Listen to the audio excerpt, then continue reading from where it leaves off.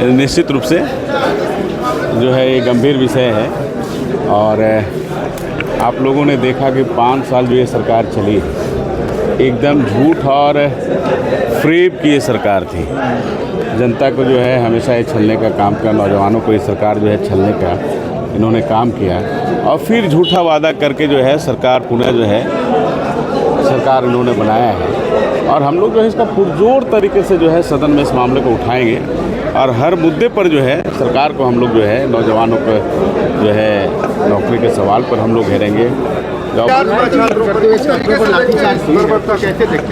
देखिए, ये सरकार जो अभी झारखंड की जनता का मैंडेट लेकर यहाँ आई है, युवाओं को विश्वास दिलाकर आई है। आप थोड़ा बैकग्राउंड में देखेंगे तो सीजीएल और जेएसएससी का कई बार एग्ज़ाम हुआ, कई बार पेपर लीक हुआ, कई बार पेपर रद्द हुआ। सितंबर महीना में एग्ज़ाम होता है और इंटरनेट 5.5 घंटा के लिए बंद होता है। उस समय छात्रों ने तुरंत आपत्ति दर्ज कराया कि पेपर फिर लीक हो गया, लेकिन सरकार हठधर्मिता से छात्रों की आवाज़ को सुनना नहीं चाहती है, उनके बात को समझना नहीं चाहती है और आनन फानन में जब मामला सब जुडिस है और कोर्ट में मामला पेंडिंग होने के बावजूद रिज़ल्ट को प्रकाशित कर देना, रिज़ल्ट के पहले फेज में 82 लोगों का नाम आना, दूसरे फेज के एग्ज़ाम में 2100 से ऊपर लोगों का नाम आना, सीरियल वाइज रिज़ल्ट आना, कई नेता, कई बड़े ओहदेदार लोगों के बच्चे का, भाई का नाम उस पे आना, ये प्रश्न खड़ा कर रहा है।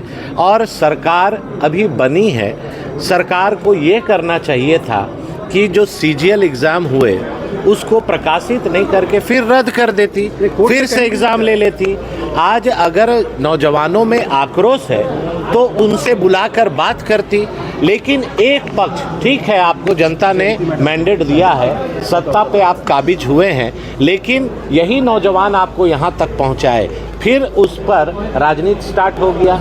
अरे भैया 5 साल आपको समय है, आप समय का सदुपयोग करके एग्ज़ाम को रद्द करते, सीबीआई जांच कराते, कमेटी बनाते, फिर एग्ज़ाम लेते। कौन सी हड़बड़ी है कि अभी चुनाव आपको लड़ना है, फिर से आपको सत्ता में आना है।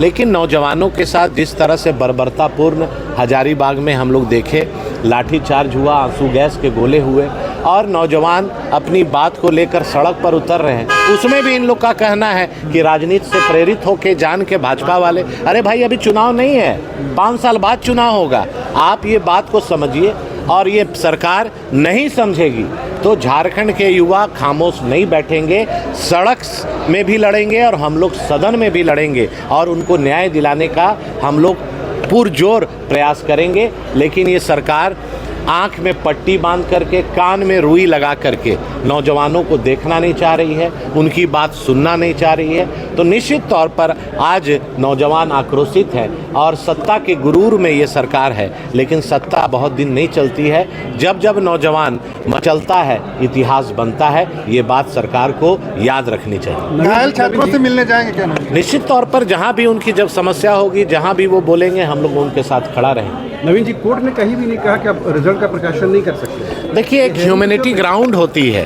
अगर बच्चे झारखंड के यहाँ पर आपसे डिमांड कर रहे हैं और उन्होंने एग्ज़ाम के ही दिन क्लियर कर दिया कि पेपर लीक हो गया, उन्होंने जेपीएससी अध्यक्ष से जाकर प्रूफ के साथ दिया, उसके बाद चुनाव आ गया, चुनाव में सरकार खामोश हो गई और चुनाव के बाद रिजल्ट जारी कर दी।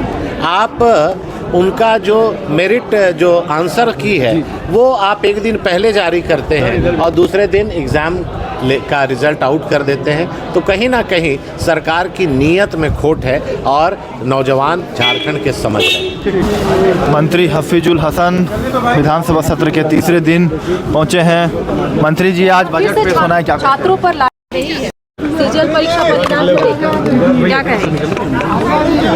कुछ झड़प हुआ है, प्रशासन देख रहा है उसको, हम लोग भी उसमें नजर लगाए हैं, जो भी दोषी होगा उस पर कार्रवाई किया। परीक्षा रद्द की मांग कर रहे हैं वो लोग। नीचे देखो ना, वो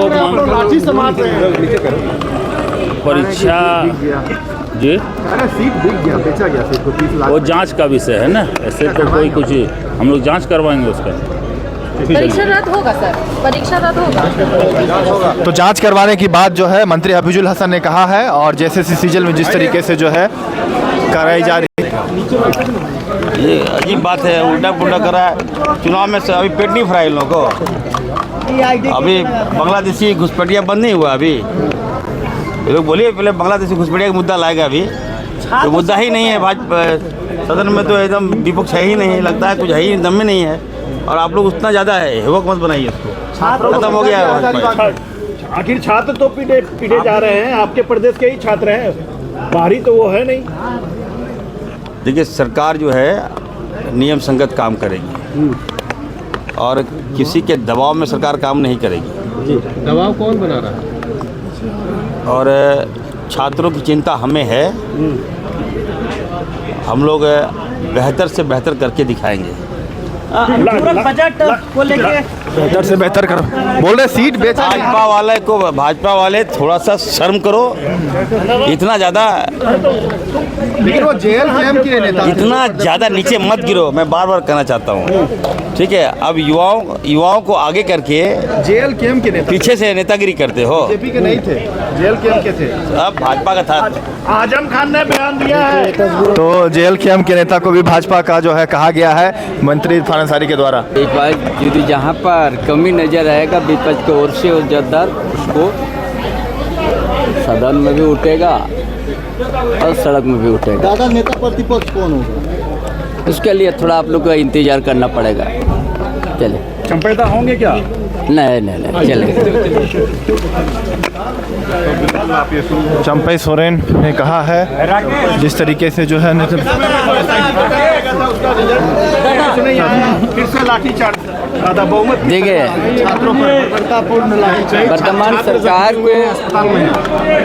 वर्तमान सरकार को संज्ञान लेना चाहिए। मामला क्या है, विद्यार्थी का भविष्य है ना, और उस विद्यार्थी भावना के ऊपर में सोचना चाहिए, और नहीं तो विपक्ष उसके लिए हर जगह बात उठाने का काम करेंगे। चले अनुपूरक बजट भी पेश होना है आज, अनुपूरक बजट पेश होना है, कितनी आवश्यकता है? देखिए वो परंपरा है ना, आने दीजिए। चले।